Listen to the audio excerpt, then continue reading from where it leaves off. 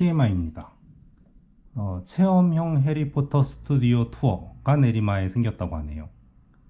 해리포터에 나오는 주요 시설을 그대로 재현해서 직접 그 안에 들어가서 즐길 수가 있다고 하는데요. 한번 가고 싶은데 하면서 가지는 못하고 있습니다. 아직 10월인데 11월 주말까지 다 완판이네요. 해리포터를 좋아하는 분들이라면 한번 가보시는 것을 추천합니다. 지난번에 구독자분이랑 식사를 하게 되었는데요. 구독자도 얼마 없는데 참 이렇게 만나서 이야기할 줄은 몰랐습니다. 그러면서 이런저런 재미난 이야기를 또 하게 되었는데요. 또 콘텐츠가 될 법한 이야기들도 몇 개 했습니다. 다음번에 한번 또 얘기를 해볼게요. 언제나 하는 이야기지만 제가 지금 이것을 하는 걸로 조금이라도 더 깨우치고 발전할 수 있는 사람이 한 명이라도 있다면 제가 하는 이 일이 헛된 것이 아니라고 생각할 뿐입니다.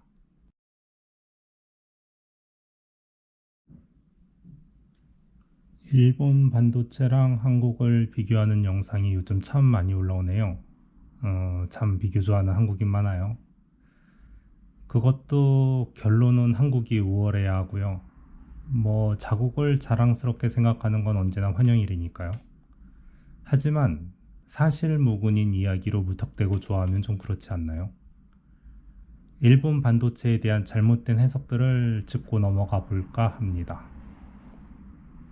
우선 가장 큰 포인트입니다. 미국은 비메모리 반도체 기술이 뛰어나고요. 일본은 메모리 반도체와 비메모리 반도체 기술이 둘 다 뛰어납니다. 하지만 한국은 메모리 반도체잖아요. 뭐가 다르냐고요?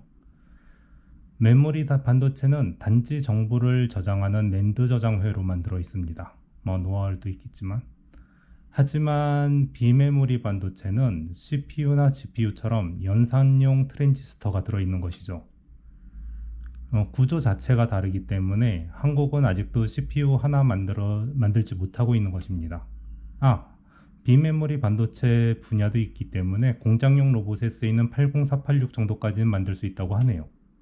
그 덕에 쉐어가 있긴 합니다. 3% 언더죠. 일본은 왜 반도체 시장을 철수했다고 생각하시나요? 1987년 미일 반도체 협정에서 속내를 제대로 말하는 한국 방송이 없었죠. 일본이 너무 미국에 많은 것을 수출하면서 고속 성장을 하자 미국이 협박을 한 것입니다. 당연히 협정 내용에는 미국이 전 세계를 적으로 돌릴 만한 내용이 들어있으면 안 되죠. 단지 일본 국내에 외국 반도체 쉐어를 20% 이상 넘겨라 라는 등의 우회적인 내용만 적혀 있었는데요. 그걸 지키기 위해서 옆나라 한국에서 쓰지도 않는 반도체를 대거 들어오는 덕에 한국은 엄청난 수출원이 되었지요. 불량률이 많은 한국 반도체가 이 덕분에 고속 성장을 했고요. 하지만 이 정도로 미국을 제낀 세계 최고의 반도체 기술이 하루아침에 멈출 리가 있나요? 반도체랑 자동차 중에 하나만 수출해라 라는 비공식 압박이 있었답니다. 일본은 미국을 거스르면 나머지 모든 산업에도 피해가 가겠다 생각을 했습니다.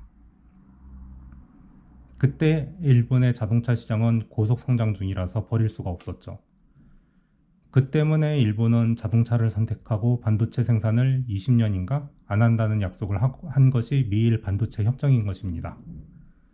이 때문에 시장을 뺀 것을 한국에서는 기술력 때문에 밀렸다고 생각하는 사람이 굉장히 많은 것 같아요. 이번에 미국이 이젠 충분하겠지 하고 풀어주는 타이밍에 기다렸다는 듯이 일본 기업들이 뭉쳐서 반도체 시장을 탈환하겠다고 뭉쳤잖아요. 그 타이밍에 공개한 게 있었습니다.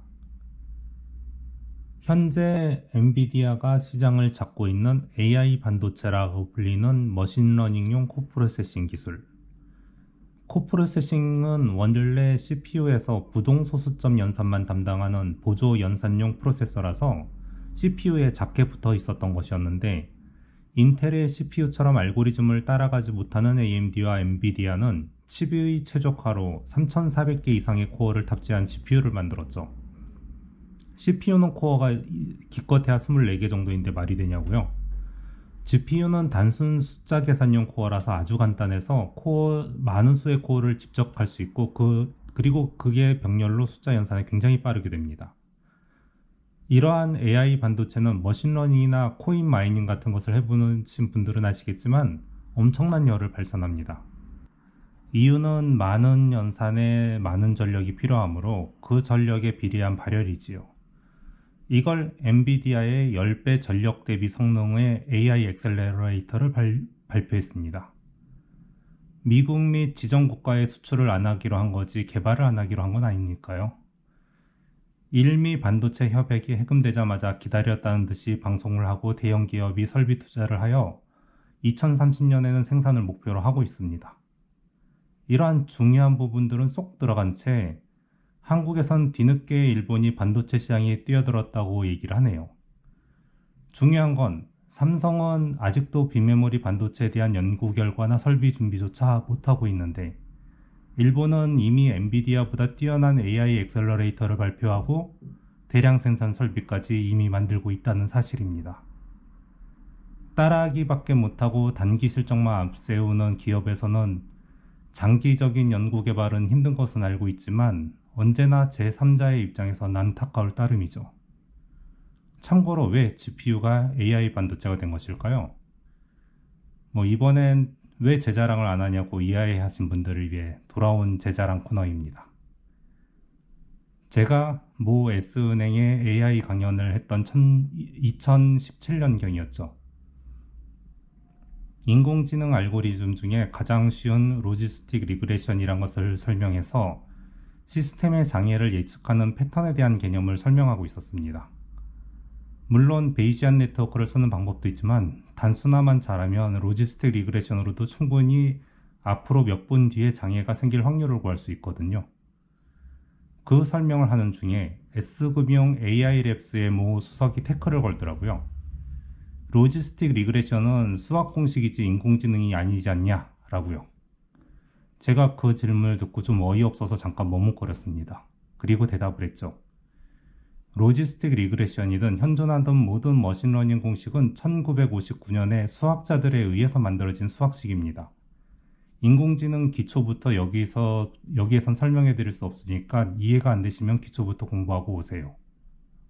이런 식으로 꼬아서 말했더니 나중에 그 자리를 마련해준 지인에게서 한 소리를 들었네요. 기분 나빴겠죠. 대기업의 AI랩스 수석이라고 하는 사람에게 그렇게 표현을 했었으니까요.